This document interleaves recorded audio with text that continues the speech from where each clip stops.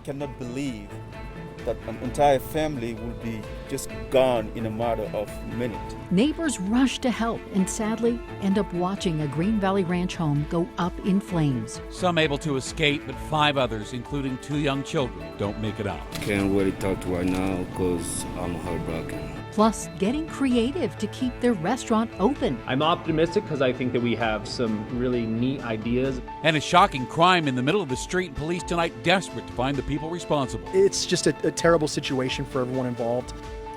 We begin this Denver7 Action Day with some breaking news. I-70 is closed, both directions near Glenwood Springs for a wildfire. That's right. Right now, westbound traffic is being stopped near exit 133. That's right at Dotsero. And eastbound traffic is being diverted at exit 109 in Canyon Creek.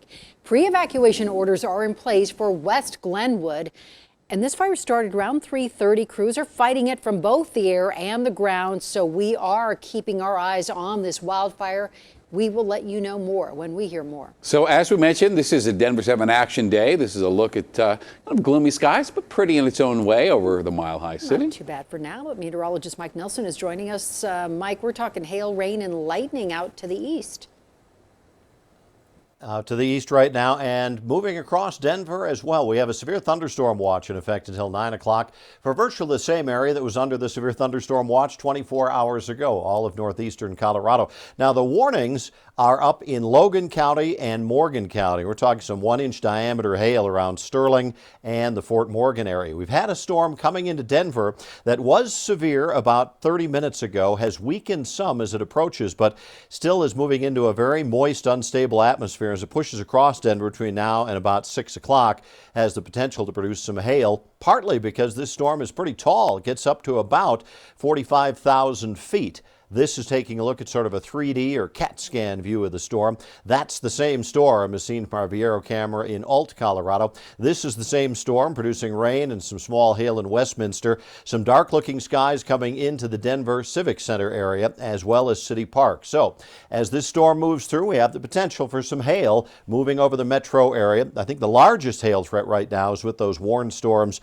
up around Sterling and Fort Morgan. And remember, you can always get radar and Futurecast on the Denver7 streaming app 24/7. I'll be back in just a few minutes with updates on these storms. All I can say is Jimmy was a good person. He was a support. He was a good brother of mine. A Muslim family from Senegal trapped inside their Green Valley Ranch home after it caught fire early this morning. 3 people were able to make it out by jumping from the 2nd story to save their lives. But the rest of the family, 3 adults, 1 child, and a toddler, they were killed in that home. Good evening, everyone. Thanks for joining us at 5. I'm Ann Trujillo. I'm Shannon Ogden. A busy night today. As you can see, Denver7's Lance Hernandez is live in Green Valley Ranch. And Lance, police now are calling this a homicide investigation. Police aren't going into detail, but they tell me that by working with arson investigators, they've learned enough about this blaze to consider it more suspicious than they originally thought it was. What we know is that there was a young man from Senegal who came to Colorado, got an engineering degree at Colorado State, moved his wife to Colorado. He, his wife, their child, his sister, and her child all perished in that house. We heard screaming. I could not tell what the screaming was. I could not understand, but it was women scream. This video, shot by a neighbor across the street, shows flames leaping into the air at the front entrance to the house on Truckee Street. I was asleep, and then I seen the lights. I seen the red and blue lights. Neighbors watching as first responders tried to rescue those inside. The flames so intense, they couldn't reach all of them. 5 people perished. 3 adults and 2 children on the main floor. We are heartbroken. We cannot believe that an entire family will be just gone in a matter of minutes. 3 adults on the 2nd floor were able to get out with non-life-threatening injuries. Family and friends, many of them Muslims from Senegal, hoping the family inside was not targeted. Right now we have a lot of questions more than we have answers. So we look forward to have clarification on what transpired. But one thing I can tell you, we need the entire support. GB was like a good person, like a good worker, like a good Muslim. He respects all the people and he helped all the people. I asked fire officials if an accelerant was used. Anytime that there's a well-involved fire like this, there's always a possibility that accelerant can be used. But through our investigation, we're going to be able to make a determination. We have an accelerant detection dog that is deployed from the fire department that's going to assist us with that. The West African community showing up en masse to show their support for the immigrant family from Senegal.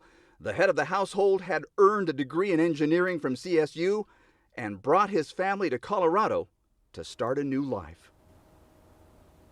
Now, authorities aren't releasing the names of the victims, but as you heard, the West African community asking for moral support. A number of them have started a GoFundMe account to help the survivors. In Green Valley Ranch, Lance Hernandez, Denver7. Yeah, just such a tragedy. Thank you, Lance. And we are sad to tell you about two more heartbreaking stories at this hour. First, police are saying the death of a 9-month-old baby is being investigated as a homicide. We only know the baby was dropped off at a Denver hospital on Monday and passed away today, and no arrests have been made in that case. Also, today, crews found the body of a teenager who'd been missing from Chatfield Reservoir. He'd been missing since Friday, and rescuers are hoping the recovery finally will bring a little peace to the family as they mourn the loss of their loved one. The tents on the sidewalks near Morey Middle School are now gone. This was video from earlier today as Denver police helped clear out the remaining campsites near 13th and North Clarkson. This is not far from the Capitol. Earlier this week, the city brought in supplies and aid to shelters in advance of the cleanup. The school says the city agreed to clear the camps before student in-person registration begins tomorrow. Colorado State University says it's looking into allegations that football coaches told players not to report COVID-19 symptoms and not to quarantine themselves. The allegations first came out in the Fort Collins newspaper, The Coloradoan. In a letter to the university, President Joyce McConnell says, "Nothing is more important to me or to CSU than the health and well-being of our students." She added that the investigation will move quickly and she will transparently share the outcome with students. Now, some players we spoke with today say those allegations aren't true and are defending their coaches. And you will hear more from them coming up tonight on Denver7 News at 6. An increase in state COVID-19 cases today, nearly 600 new cases being reported, and that brings Colorado's total to nearly 49,000. Also, we've learned of another 7 deaths. Hospitals aren't seeing a big increase. Right now, 335 beds in use by COVID-19 patients across the state. Vitalant says they're in urgent need of blood donors to help COVID-19 patients. If you donate blood, Vitalant will test that for antibodies. They will then let you know if you can make a convalescent plasma donation to help coronavirus patients here in Colorado. You can find out how and where to donate on Vitalant's website. Lakewood police need your help tonight. They're trying to catch 2 people who committed just an atrocious crime. Denver7's Jessica Porter has the video that police hope will help. Neighbors on this quiet Lakewood street were woken Saturday morning to the sound of gunshots. Police got numerous calls from alarmed residents. When our agents arrived on scene, they found a dog who was dead of apparent gunshot wounds. Security video reveals a man and woman drove to the spot near 12th and Teller. The couple were arguing. When they exited car, the male was struggling with the dog, and witnesses at the scene tell us that the female then got out of the car, shot the dog several times before both returned to that vehicle and left the dog there to die. The dog was a female pit bull mix with no microchip or tags. Neighbors say they heard 4 shots. The man and woman drove away in their silver Chrysler 300 with unique rims. Police are unsure what the motive was. It's just a terrible situation for everyone involved.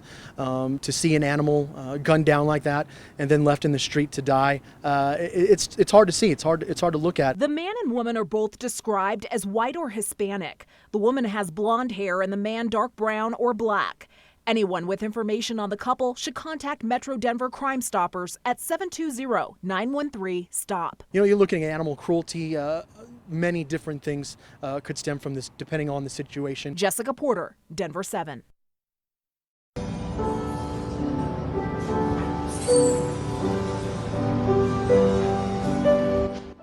Oh, just a touching moment in the midst of devastation. A granddaughter in Lebanon recorded as her grandmother played Auld Lang Syne on the piano while family members clean up debris inside their home after yesterday's deadly explosion in Beirut. And new images tonight show just how much damage that blast caused.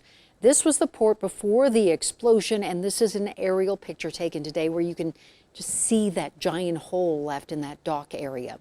We know that blast was caused by more than 2,700 tons of ammonium nitrate that was left unmonitored, and Lebanese officials have placed port officials under house arrest as they work to figure out if that explosion was accidental or possibly intentional.